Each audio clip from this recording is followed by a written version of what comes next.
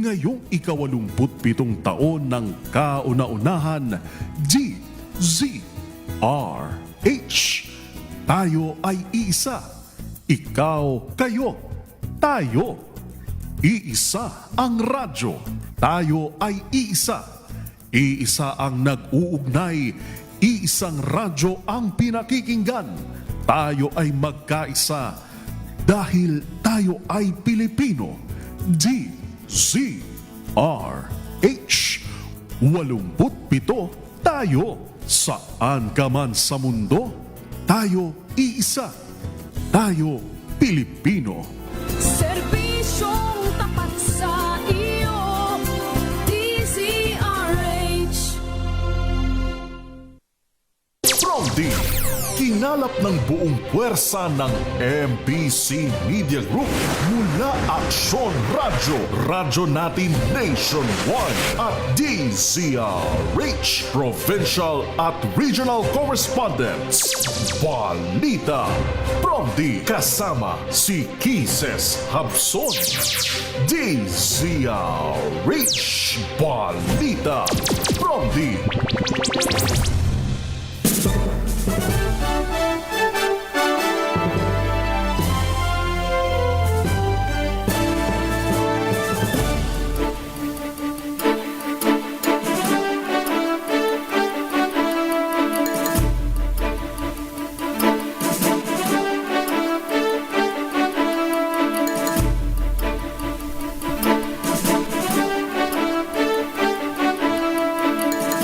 Magandang umaga Luzon, Visayas, Mindanao, Pilipinas. Ito po ang balitang Promdi ngayong araw ng Huwebes, July 23, 2026 sa ating headlines. Balitang Promdi. Low pressure area nabuo na bilang bagyong Quiapo.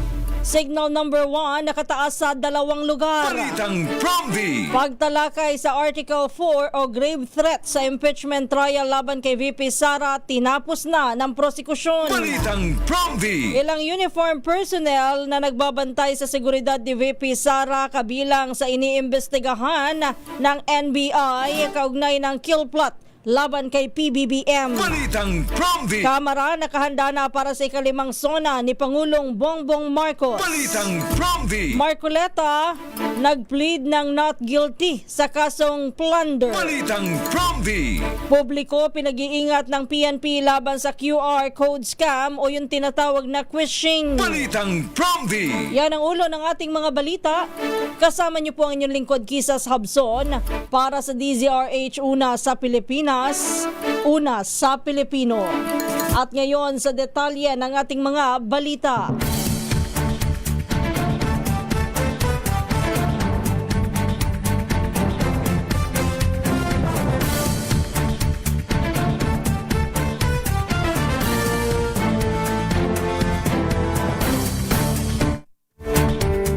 Ganap ng bagyo ang low pressure area o LPA na nasa loob ng bansa sa karagatang bahagi ng Luzon. Ayon sa Pag-asa, huling namataan ng tropical depression na may pangalang Quiapo sa layong 1,080 kilometro sa silangan ng southeastern Luzon. Taglay nito ang lakas ng hangin na umaabot sa 45 kilometro bawat oras malapit sa gitna at bugso na 55 kilometro bawat oras. Kumikilos ito sa bilis na 25 kilometro bawat oras sa direksyon na Pahilagang Kanluran. Bunsod nito ay nakataas ngayon ang signal number 1 sa eastern portion ng mainland Cagayan at sa eastern portion ng Isabela. Batay sa track ng bagyo, inaasahang lalakas pa ito bilang tropical storm at maglalandfall sa Biyernes ng gabi sa bahagi ng Babuyan Islands o di kaya naman ay sa mainland Cagayan. Lalabas ang bagyong Quiapo sa Philippine Area of Responsibility sa araw ng Sabado. Balitang Promdi.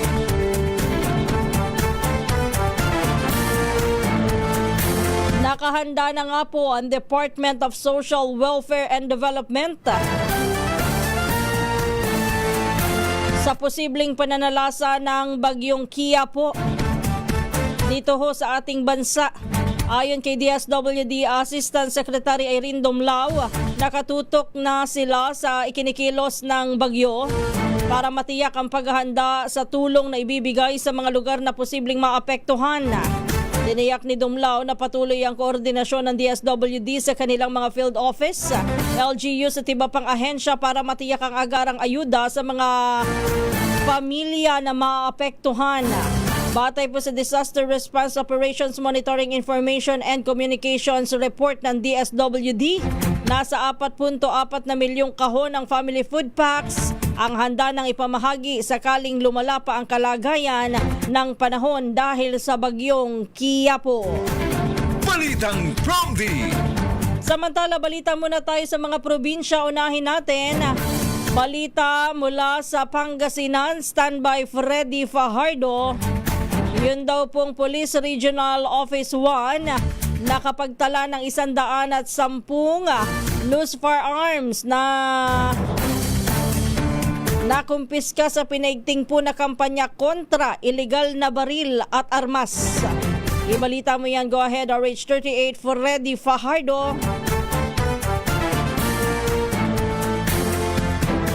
Nakapagtala ang PRO-1 ng 110 loose firearms sa pamamagitan ng magkakaibang operasyon at kampanya na isinagawa sa buong Ilocos Region mula Hulyo at 15 hanggang 21 ngayong taon. Batay sa ulat na pinalabas ng tanggapan ni Police Brigadier General Jovencio S. Badua Jr., Regional Director ng Police Regional Office 1, sa kabuang 110 loose firearms na naalis sa sirkulasyon, 11 ang nakumpiska sa mga isinagawang operasyon, 73 voluntaryong isinuko ng mga individual sa ilalim ng kampanya ng kapulisan, 23 ang idideposito para sa safekeeping at 3 ang na-recover sa magkakahiwalay na insidente. Dagdag pa ni Brigadier General Badua, ang mga operasyong isinagawa ay alinsunod sa direktiba ni Chief PNP Police General Jose Melencio C. Nartatis Jr. na paigtingin ang kampanya laban sa mga iligal na baril upang mapigilan ang mga krimeng may kaugnayan sa paggamit ng mga ito at mapanatili ang kapayapaan at kayusan sa mga komunidad. Mula sa Action Radio Pangasinan, ito si Freddy Fajardo, RH38 tag-uulat para sa DCRH Una sa Pilipinas, una sa Pilipino. Balitang Promdi.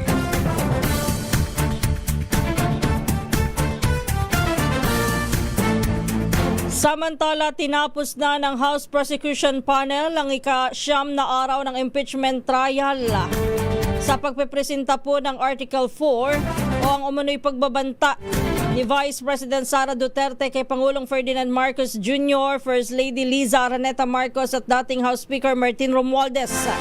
Formal na nga pong tinapos ni Lead Prosecutor Jervy Luistro ang presentasyon ng huling testigo na si NBI Director Melvin Matibag. Yan ay matapos na ihayag na hindi na sila magsasagawa ng redirect examination. Nauna nang sumalang sa witness stand sina NBI Senior Agent John Mark Calilong at NBI Regional Director Jeremy Lotok kaugnay po ng authenticity ng video ni VP Sara at ang investigasyon sa kasong grave threat at inciting to sedition. Inaasahan naman na susunod ng tatalakayin ng impeachment court ang Article 1 kaugnay ng umano'y maling paggamit ng confidential funds ng Vice-Presidente. Magpapatuloy po yung paglilitis na yan sa July 29 sa ganap na alas 10 ng umaga. Balitang Promdi.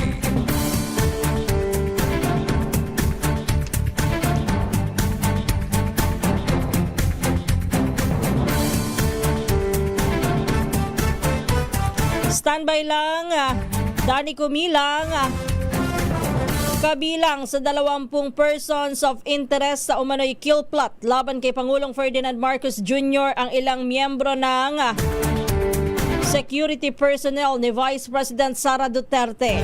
Ito po ang kinumpirma ni National Bureau of Investigation Director Melvin Matibag sa kanyang muling pagharap sa impeachment court. Nang tanungin ni Senator Judge Joel Villanueva, sinabi po ni Matibag na natukoy na nila ang hindi bababa sa 20 individual na kanilang iniimbestigahan na kasama ng ilang aktibong miyembro ng uniformed services. Gayunman, tumanggi si Matibag na pangalanan na ang mga tinutukoy na individual at hindi na rin nagbigay ng iba pang detalye dahil patuloy pa niya ang investigasyon. Nauna nang iginiit po ng NBI na seryoso, aktibo at patuloy ang pagbabanta at karagdatang mga banta laban kay Pangulong Bongbong Marcos batay po sa mga nakalap nilang ebidensya. Balitang Prompty. Hindi na kailangan na imbestigahan pa o tukuyin kung sino ang umano'y kinontrata ni Vice President Sara Duterte upang ipapatay si Pangulong Ferdinand Marcos Jr. para mapatunayan ang betrayal of public trust.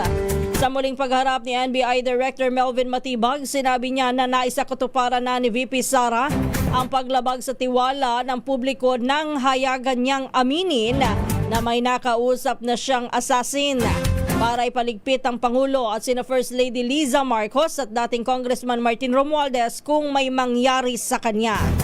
Lumutang ang issue sa gitna ng cross-examination ni Attorney Mark Vinlua ng Defense Counsel.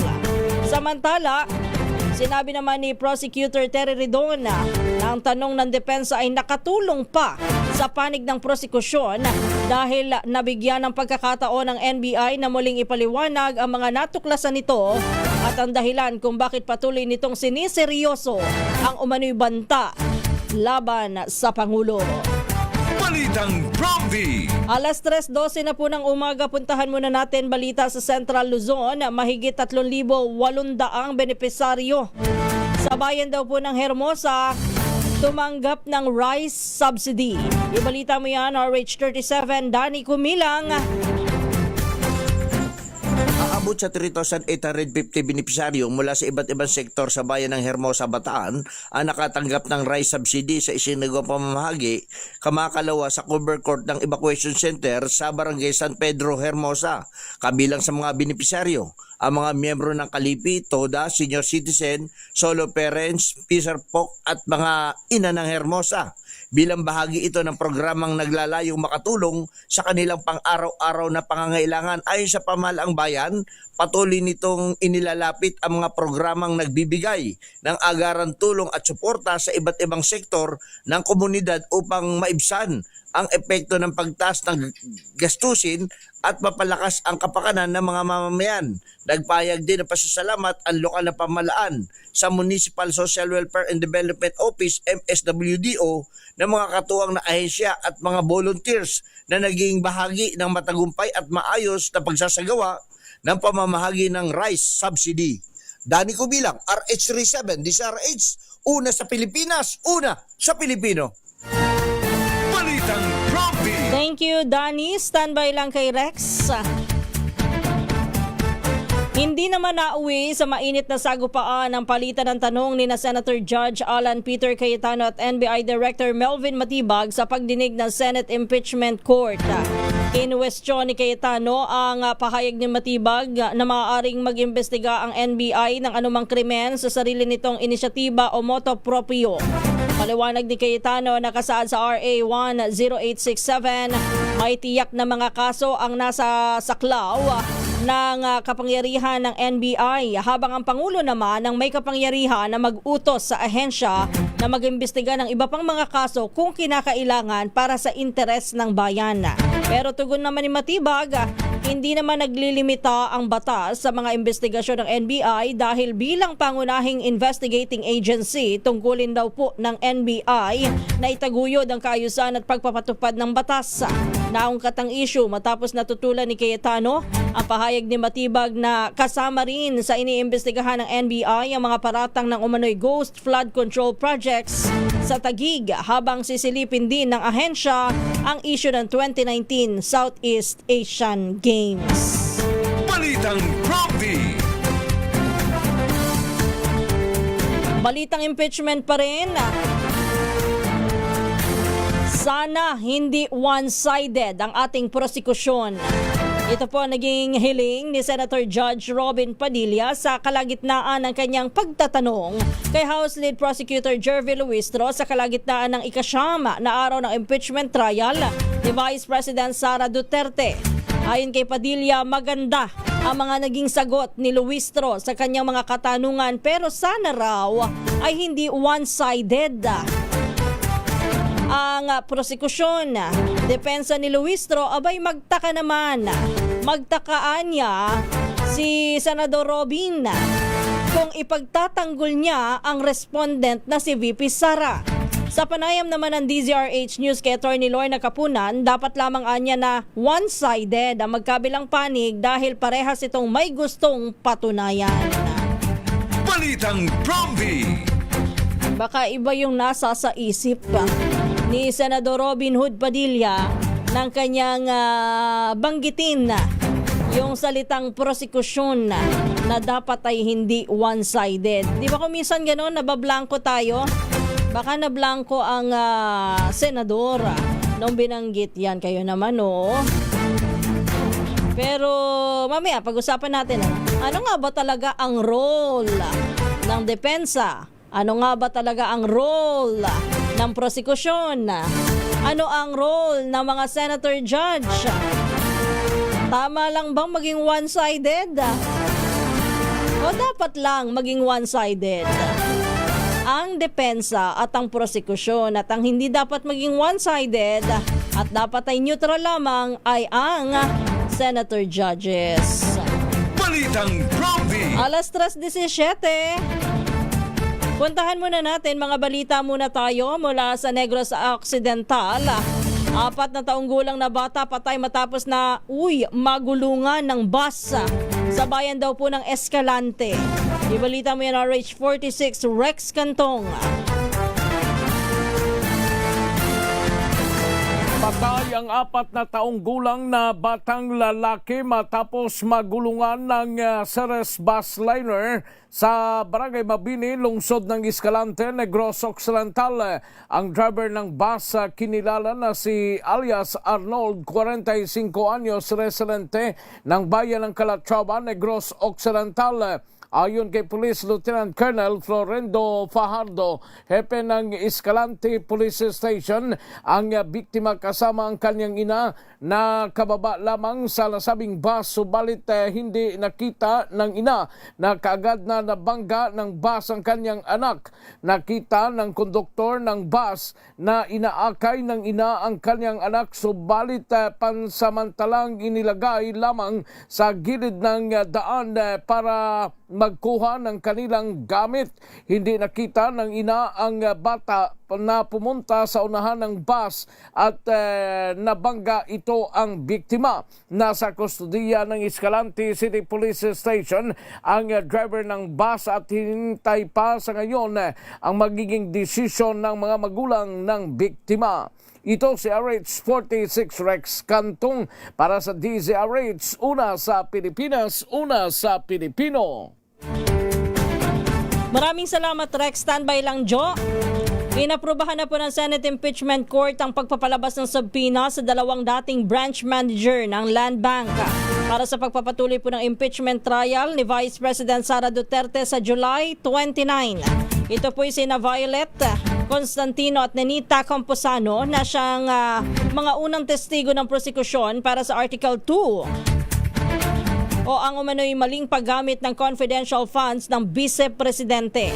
Inaasahan na natatayo sa witness stand sina Constantino at Camposano para magsalita sa naging proseso ng encashment at physical withdrawal ng pondo para sa Office of the Vice President at Department of Education.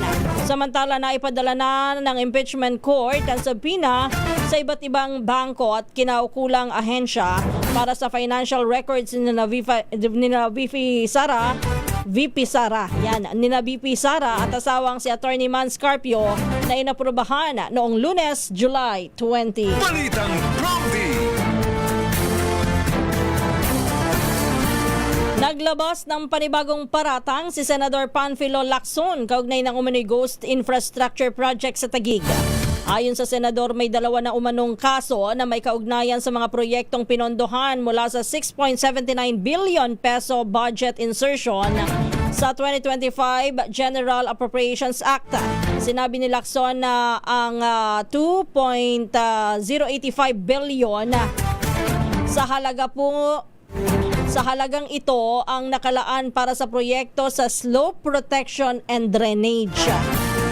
Inakusahan po niya si Senator Alan Peter Cayetano na umano'y nakakolekta doon ng 25% kickback sa pamamagitan ng isang tinutukoy nitong bagman.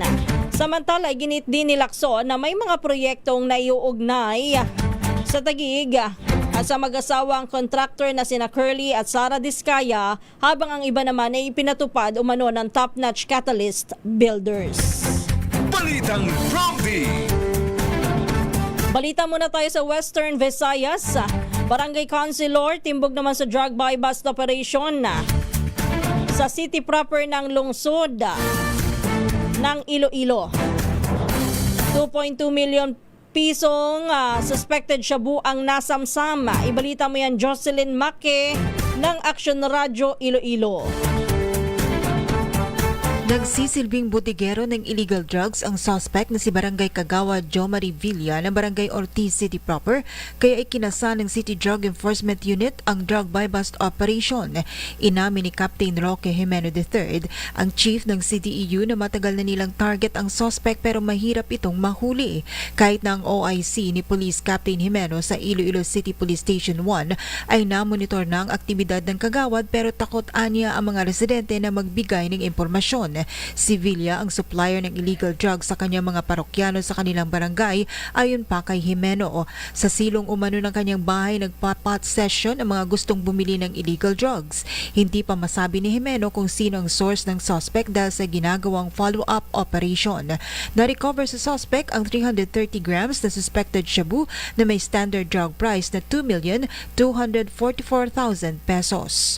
Mula sa Action Radio Iloilo, ito si Jocelyn Make para sa DZRH, una sa Pilipinas, una sa Pilipino. Thank you, Jocelyn Make. Standby lang kay Jimmy.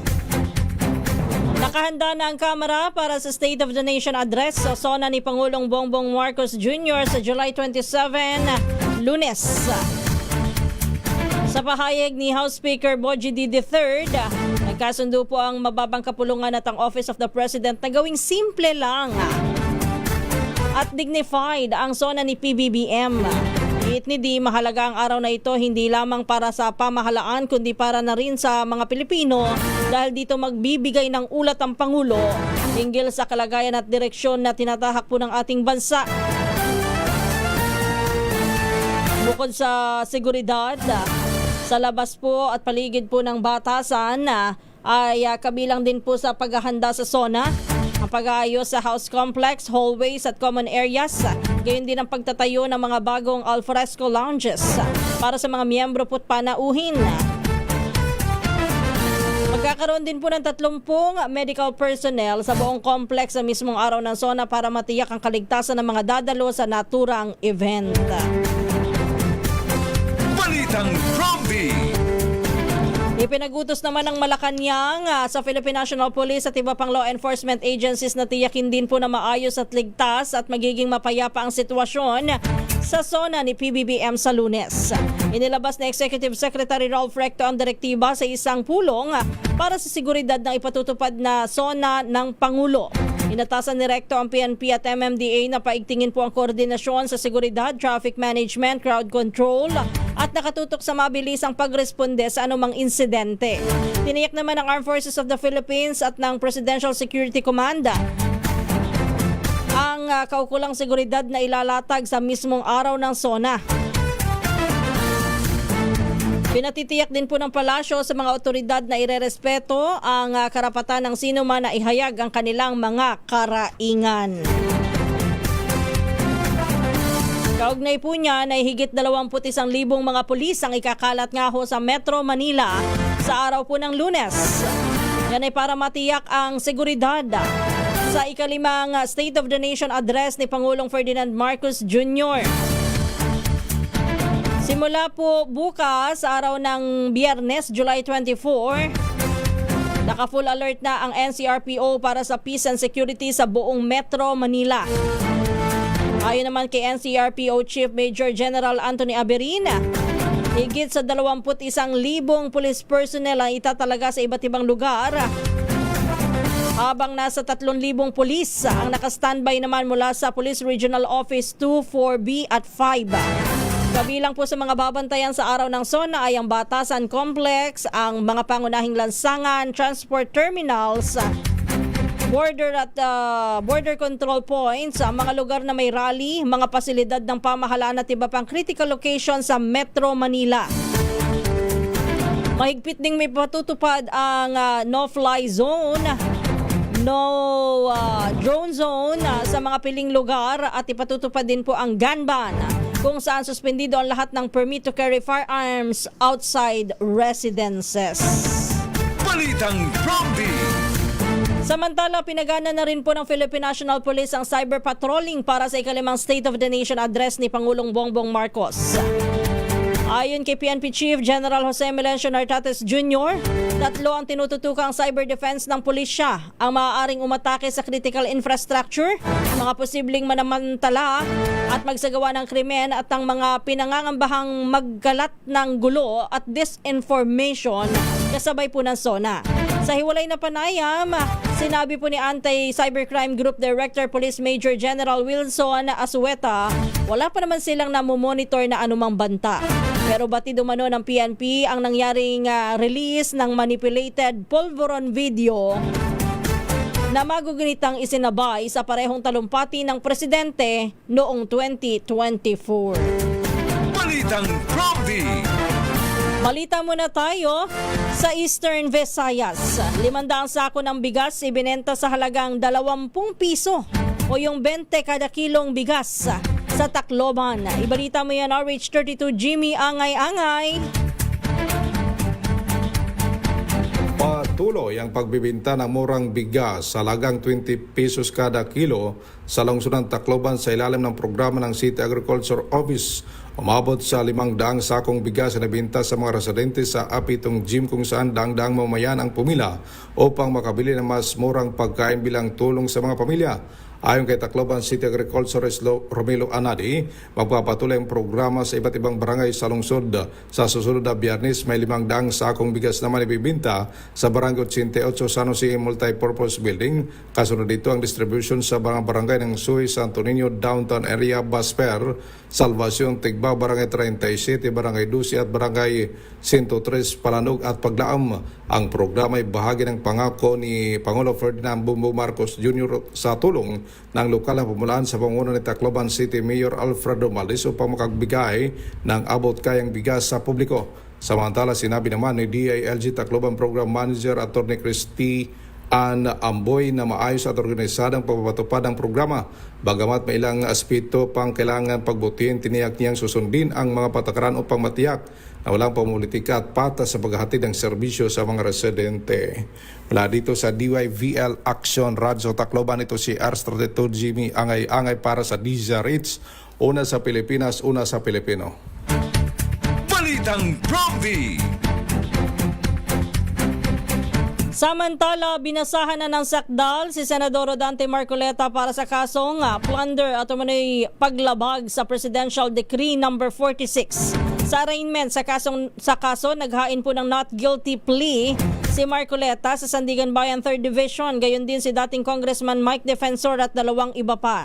Matatandang inaresto ang 2 noong July 6 kaugnay po ng umano'y hindi idineklarang 75 million pesos na campaign donation na umano'y natanggap ni Marcoleta mula kay Defensor at sa 2 pang negosyante. Mariin namang itinanggi ni Marcoleta ang mga alegasyon. Iginiit po niya na ang naturang pondo ay mula sa kanyang mga kaibigan at pribadong donasyon at hindi naman ito mula sa kaban ng bayan. Balitang Zombie. Sinalubong naman ng rally ng mga militanteng grupo ang pagdating ni U.S. Secretary of State Marco Rubio para dumalo sa ASEAN Post-Ministerial Conference sa Pasay City. Tinatayang nasa 100 rallyista ang biglang sumulpot sa CCP complex para kondinahin ang anilay war crimes na ginagawa ngayon ng Amerika sa gitnang silangan. Kinondena rin ng militanteng grupo ang US-led military exercises, missile deployment at ang isinusulong na Pax Silica project sa NEX o NEX Clark City na magpapalakas sa presensya ng Amerika sa Pilipinas. Agad namang hinarang ng mga pulis ang grupo ng mga rallyista dahilan para mauwi sa tensyon at girian kung saan isang rallyista ang inaresto. Samantala, nagkasari ng biglang rally malapit po sa Malacanang mga militanteng grupo kasabay ng courtesy call din ni Rubio kay Pangulong Ferdinand Marcos Jr. Balitang Zombie. Kaugnay po niyan, 6 daw pong pulis ang nasaktan ng sumiklab ang tensyon sa pagitan ng puwersa ng mga pulis at mga demonstrador sa Pasay City. Batay sa report, nagrally ang ilang progresibong grupo kasabay ng pagdalo ni U.S. Secretary of State Marco Rubio sa ASEAN Ministers Meeting.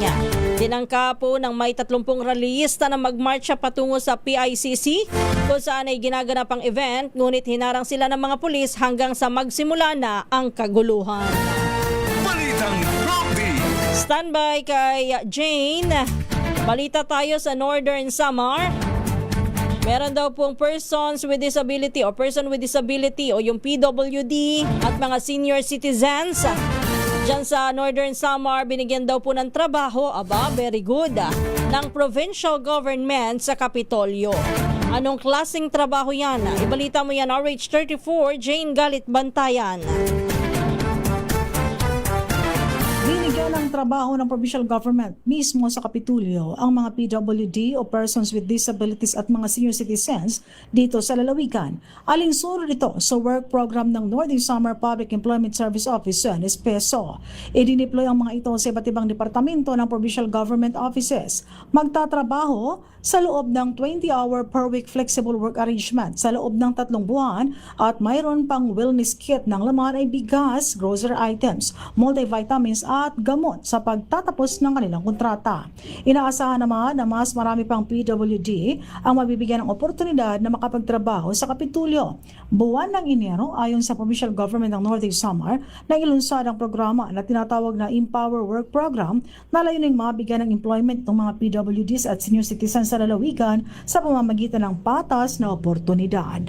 Mula sa Aksyon Radyo Katarman, RH34 Jane Galit Bantaya ng DCRH. Una sa Pilipinas, una sa Pilipino. Balitang Prompty. Maraming salamat, Jane. Standby lang, June.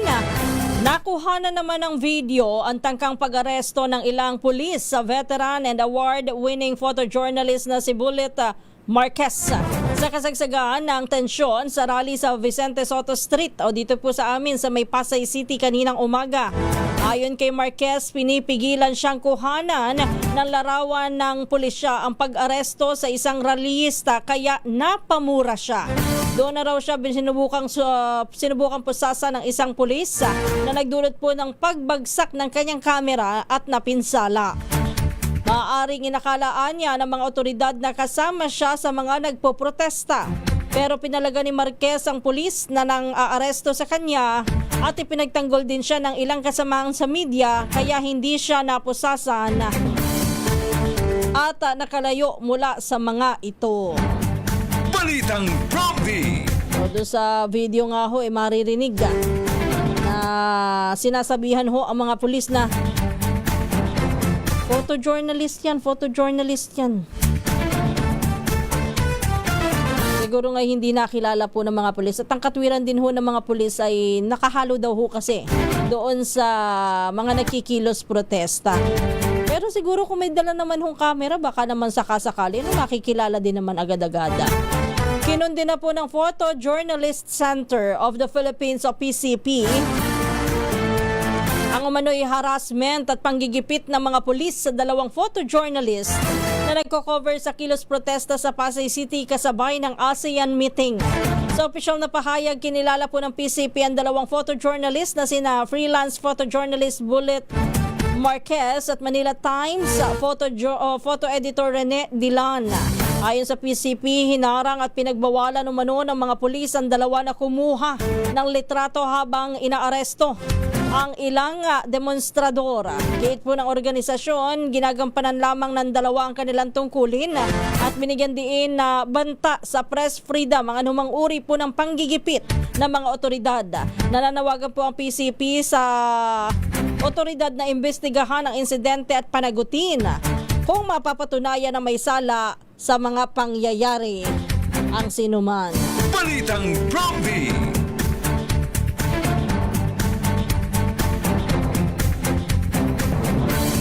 Pilipinas ang oras, alas 3:35 na po ng umaga. Iniimbestigahan naman ng Philippine National Police ang umano'y harassment sa isang photojournalist sa isang kilos protesta kahapon po ng umaga sa gitna po ng ASEAN meeting sa Pasay City. Ayon sa PNP, kinikilala nila ang mahalagang gampani ng mga photojournalist at ng mga journalist at media na nagko-cover sa mahalagang pagkilos sa ating bansa. Pagtiyak po ng pulisya na batay sa batas, may due process at patas ang kanilang gagawing investigasyon sa insidente. At kung mapapatunayang may lumabag sa kanilang hanay, posible itong maharap sa kasong administratibo. Balitang Prompty. Alas 3:36 na po ng umaga. Balita sa Davao, 11 anyos na bata patay matapos na matrap. Natrap daw po sa nakaparadang sasakyan sa Davao del Norte. Paanong natrap? Alamin nga natin kay Jun Soterra ng Action Radio Davao.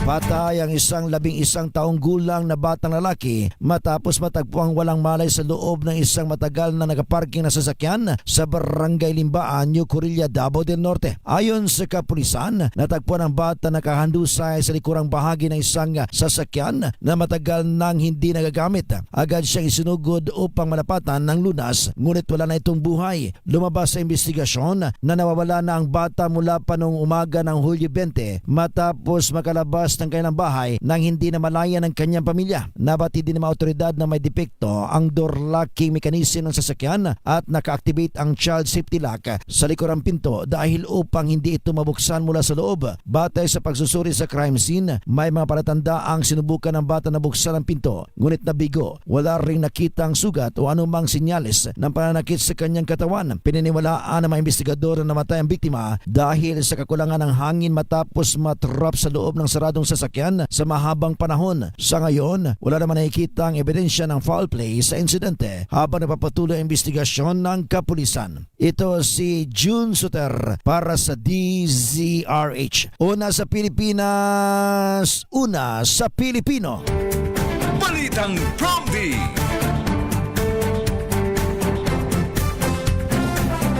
Samantala, formal na nagprotesta ang Pilipinas sa pinakahuling agresyon ng China Coast Guard sa West Philippine Sea.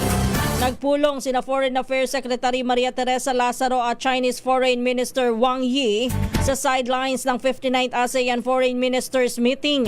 At personal na ipinabatid ni Lazaro ang matinding protesta ng Pilipinas. Binigyan din ni Lazaro na hindi maaaring palampasin ang marahas na aksyon ng China Coast Guard laban sa mga tropa ng Pilipinas na nakatalaga sa Ayungin Shoal. Bukod dito, ipinabatid din ni Lazaro na ang nakakainsulto daw po sa mga Pilipino ay ang AI-generated video ng China Daily na inihalin tulad ang mga Pilipino sa mga unggoy. Ang pagkikita po ni Secretary Lazaro at Minister Wang ay kauna-unahang foreign minister level meeting ng Pilipinas at China sa nakalipas na 2 taon. Sa naturang pulong, formal din na hiniling ni Lazaro sa China na alisin ang mga istruktura na itinayo nito sa Bajo de Masinloc, Zambales. Pero dapat sana malaman din natin ano ang mga naging tugon nitong si Foreign Minister Wang Yi kay Secretary Lazaro doon sa nangyaring pagpupulong nila na yan. Kasi nakuha lang natin yung side po ng DFA na sinabi ang ganoon, sinabi ang ganito, ipinarating ang ganyan. Ang mahalaga po dyan, ano ang naging tugon? Tatanggalin ba nila yung mga infrastruktura nila? Inaamin ba nila yung pagkakamali nila dyan sa mga AI-generated video?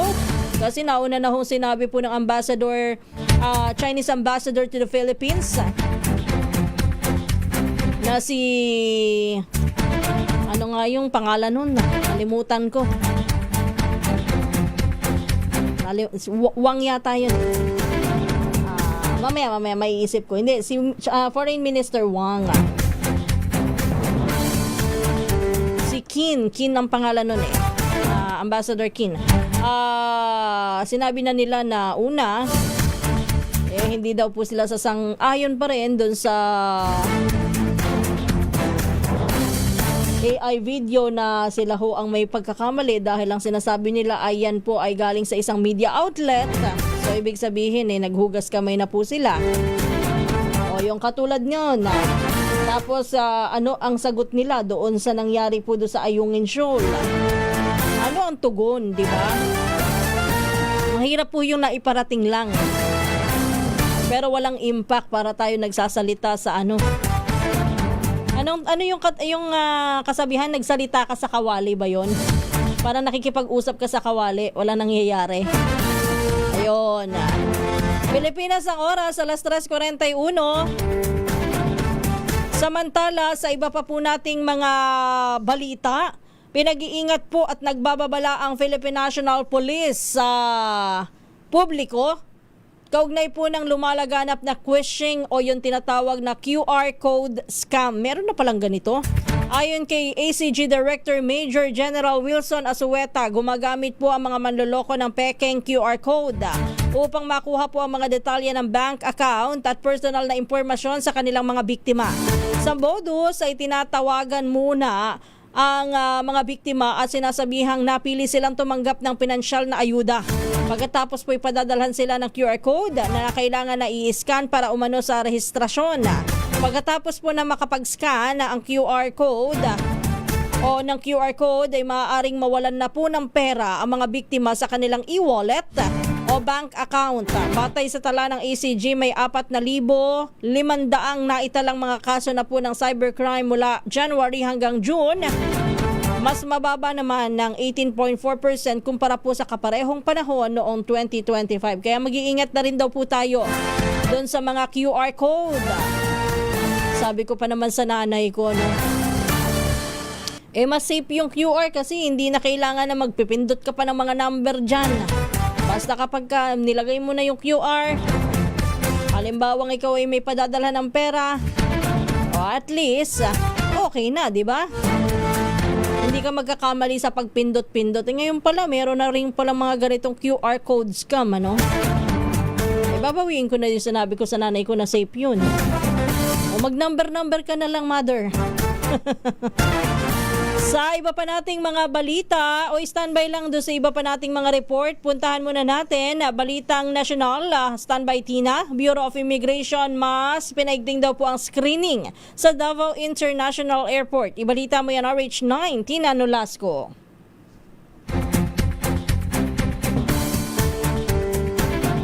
Mas pinaigting pa ng Bureau of Immigration o BI ang inspeksyon at screening sa Davao International Airport upang masigurong nasusunod ang mga batas sa imigrasyon kasunod ng mga ulat ng irregularidad sa pagpasok ng mga dayuhan sa bansa. Sa ulat, ilang insidente umano ang natukoy kung saan hindi nagtutugma ang idineklarang layunin ng pagpasok ng ilang foreign nationals at ang impormasyong lumabas sa immigration interview. May mga foreign national din umano, partikular ang mga Chinese national na nagdedeklara ng visit for pleasure. Ngunit sa verification ay lumalabas na may iba silang layunin kabilang ang pagtatrabaho sa ilang minahan. Bunsod dito, biniberipika na ng BI Davao ang mga ulat na umano'y paggamit ng pangalan ng ilang kilalang personalidad upang ma-impluwensyahan ang immigration process. Samantala, nilinaw naman ni James Edwin Go, board member ng Philippine Chamber of Commerce and Industry Davao, na hindi siya kailanman nakipag-ugnayan, humingi ng tulong o nagbigay ng pahintulot sa Mindanao Chapter ng Federation of Filipino-Chinese Chambers of Commerce and Industry o sa sino mang kinatawan nito upang gumawa o magsumite ng complaint letter kaugnay ng insidente sa Davao International Airport. Ito'y matapos may gumamit ng pangalan ng organisasyon kaugnay sa mga pumapasok na Chinese national. Sa kanyang liham na ipinadala sa City Government of Davao at Bureau of Immigration noong July 20, sinabi ni Go na wala siyang anumang kaugnayan sa FFCCI Mindanao at hindi niya kinikilala ang pagiging lehitimo o otoridad ng complaint letter na kumalat. Ito si RH9 Tina Nolasco para sa DZRH. Una sa Pilipinas, una sa Pilipino. Balitang Prompty. Maraming salamat. Samantala na aresto na ang suspect na nagpapakalat ng online bomb threat sa maraming paaralan sa San Ildefonso, Bulacan. Natuntun po ng pulis ang kinaroroonan ng 18 years old na pinaghihinalaan sa barangay Hilera sa bayan daw po ng Haen, Nueva Ecija.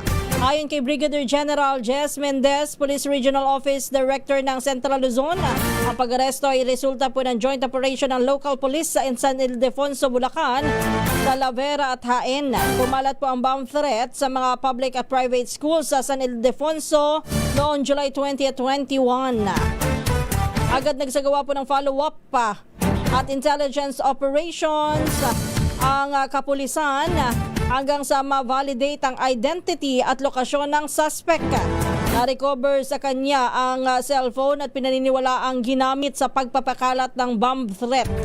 Ang 18 anyos na suspect ay naharap sa kasong paglabag sa Presidential Decree 1727 o Anti-Bomb Joke Law at Article 282 ng Revised Penal Code in relation to Section 6 ng Republic Act 10175 o Cybercrime Prevention Act of 2012. Balitang Bromby! Ang tanong bakit ginagawa ito nitong 18 anyos? Ano yan, trip-trip lang? O siya ba ay kabilang po sa mga paaralan na yan? Baka hindi nakapag-review, kaya ho nagpapakalat po ng maling impormasyon para masuspende ang klase at siya po ay hindi makapag-exam. Balitang Bromby! Pilipinas ang oras, 13 minuto bago mag-alas 4. Diyan na po nagtatapos ang ating balitaan dito po sa Balitang Bromby. Tayo ho ay dadako na sa pangalawang bahagi po ng ating programa.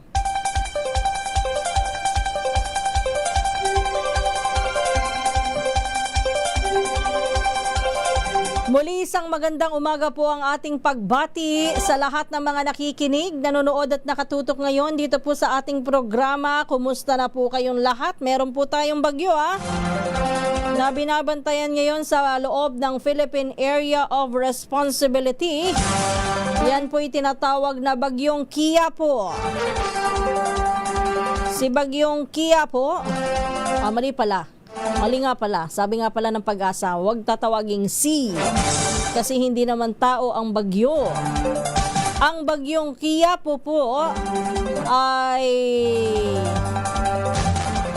inaasahan po na maglalandfall sa extreme northern Luzon sa bahagi po ng Babuyan Island, pero hindi po iniaalis ng Pag-asa na posible po itong tumama sa kalupaan ng mainland Cagayan. Although yung tsansa ho na yan ay medyo slim.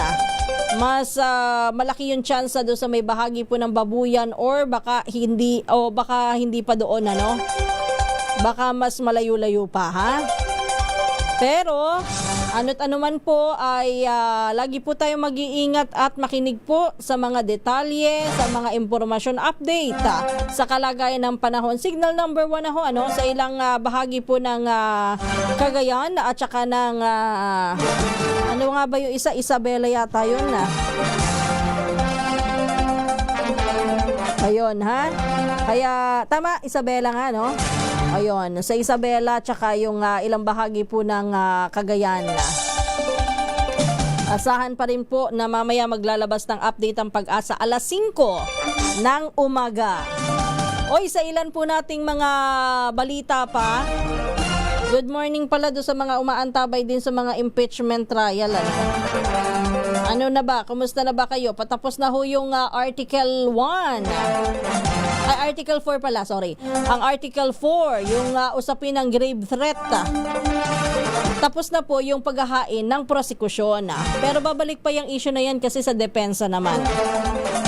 Pero bago po yan, lahat tayo po ay tatawid na doon sa Article 2 o yung confidential fund. I-review ko lamang ho kayo doon sa ilang simpleng Tagalog term. Baka po kayo ho ay nalilito. Yung salitang impeachment nga po, yan po yung proseso ng pagpapanagot o posibleng pagpapatalsik sa mga matataas na opisyal, lalo na po yung mga tinatawag na impeachable officer. Ano po yung impeachable officer? Para tayong teacher Opisyal na maaaring isailalim sa impeachment trial. Ito po yung Pangulo, Pangalawang Pangulo, Punong Maestrado, Chief Justice. At ilan pa pong mga officers po, kagaya ng mga commissioner po ng Constitutional Commission at Ombudsman. O ngayon, ilan pa sa mga termino, wag na muna yung mga Latin term. Dito lang tayo muna sa Tagalog, may mga nalilito pa rin eh. Prosecution Panel, House Prosecutor, yan ang term. Yan po yung mga grupo ng mga kinatawan po na nagsisilbing taga-usig. Ano ibig sabihin ho ng taga-usig? Ano po ang ibig sabihin at ano po ang role nila? Kapag po sinabing kayo po ay prosecution o prosecutor, ibig sabihin po sa isang impeachment trial, ang prosecution o House Prosecution Panel o yung prosecutor, sila po yung kumakatawan sa House of Representatives bilang nag-aakusa sa isang respondent o sa respondent. Ano po ang tungkulin? Ipresenta ang kaso laban sa respondent batay sa Articles of Impeachment. Magpakita ng mga ebidensya tulad ng mga dokumento, video, record at anumang mga materyales na para patunayan ng mga paratang. Magharap po at magsuri ng mga testigo sa pamamagitan ng direct examination. Mag-cross-examine sa mga testigong ihaharap ng depensa. At subukin ang kredibilidad at katotohanan ng kanilang testimonya. Tumugon sa mga mosyon at magbigay po ng mga statement upang ipaliwanag kung bakit dapat na mahatulan ang respondent. At syempre, patunayan ang mga alegasyon. Ito po pinaka-importante sa lahat. Ang prosecution po, ang role po niya, patunayan ang mga alegasyon sa Articles of Impeachment. I therefore conclude na ang prosecution po malabo ho maging neutral. One-sided po talaga siya dahil ang layon po ng prosekusyon ay patunayan kung bakit kailangang ma-impeach ang isang impeachable official. Ang depensa, syempre, one-sided din po yan. Ang layo naman po nila, ipagtanggol ang respondent. Depensahan ng respondent o yung inaakusahang impeachable official. Kapag naman po sinabing Senator Judge, sila po yung mga senador na nanumpa bilang mga hukom sa impeachment trial. Sila po yung magtitimbang kung dapat nga ba o hindi dapat na ma-impeach ang isang opisyal. O, yan. Yan yung pinapaliwanag lang po natin, baka may naguguluhan kung ano ibig sabihin ng prosecution at saka ng depensa.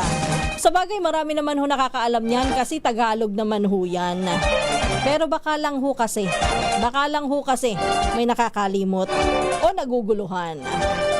Isang magandang umaga, Arnold Reyes. Ganon din kay Evan Lang, good morning. Huwag kayong mag-aaway dalawa ha. Jose Basu, good morning.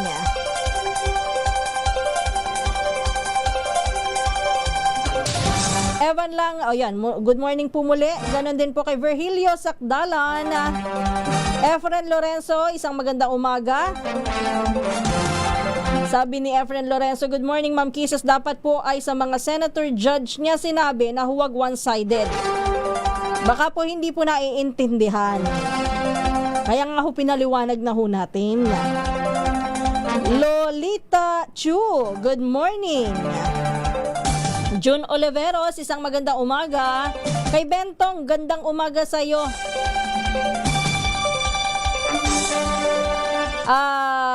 Pagbati pa rin po isang magandang umaga kay Andy Herrera, Course Navarro Galindez, good morning. Kay Alba, minsan hindi ko maintindihan si Alba sa mga sinasabi niya. Pero good morning. Minsan kasi binabali-baligtad ni Alba yung yung wordings niya. Good morning na rin sa iyo. Emelita Zerna, kay Ma'am Becky Tisuka, good morning. Kay Eric Gonzalez ba yun? Good morning mula sa Las Piñas. Luis Saguna, kay Ivy Gutierrez, Reynel Nera, kay Philemon Mamuwad, isang magandang umaga po at sa lahat po ng mga nakatutok sa ating programa, nakinig sa ating discussions, mga nagpapabati, merong nagpapabati dito sa kaibigan niya. Teka lang ha, sisikapin kong makita pa. Natabunan na yata. Ayan. Sabi niya, please greet my friend in the Philippines. Happy birthday, best friend Philip Lenida. From Maluluyong, Jean Matthew. Good morning sa iyo and happy birthday sa friend mo. Sa lahat po ng hindi ko nabate, nako, pasensya na po. Bukas na lang ho ulit ang ating discussions. Ayan nyo po, bukas sisikapin kung tayo ay magkaroon pa ng mas mahabang batian. Pero in the meantime, tayo po muna ay magpaalam na. Maraming salamat po sa inyong lahat na sumali sa ating discussions. Dito po sa ating Balitang Promdi. Maraming salamat sa tumutok sa ating mga balita. Susunod na po si Kong Angel Palmones at ang Magandang Umaga Pilipinas. Ako naman po ang inyong lingkod, Kisas Habson, at ito po ang Balitang Promdi. Pilipinas ang oras, 4 na minuto, bago mag alas 4. Good morning and happy Thursday. Dumilim ang kalangitan, di pa rin ako natatakot. Pag ikaw ay kasama ko, ang DZRH number 1 na naman.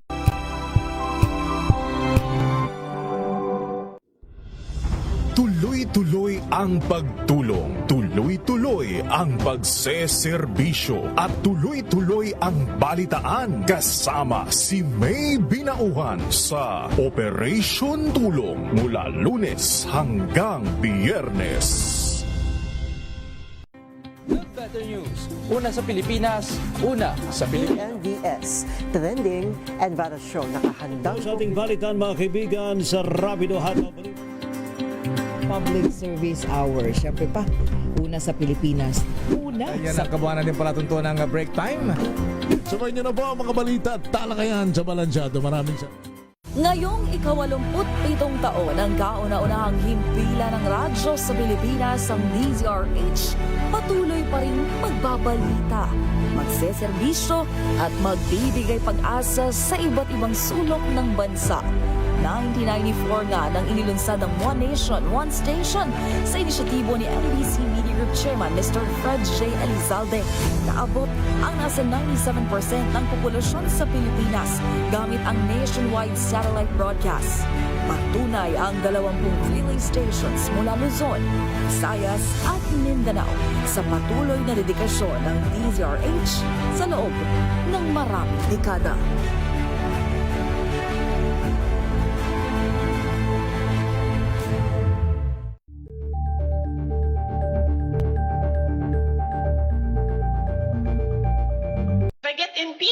Then that is my end. Tumutok sa pinaka-importanteng paglilitis ng impeachment court ngayong taon. The Impeachment Trial of Vice President Sara Duterte. A DZRH Special